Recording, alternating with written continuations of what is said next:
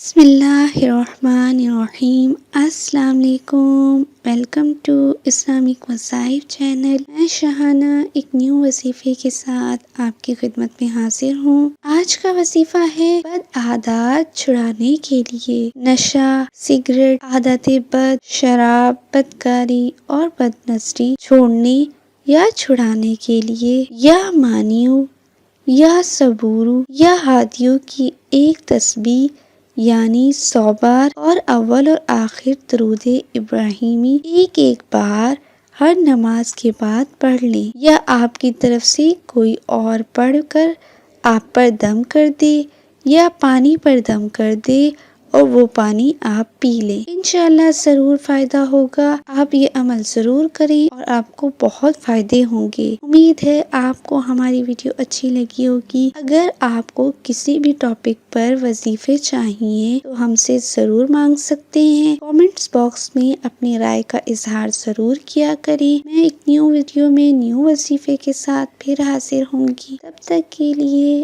اللہ حافظ۔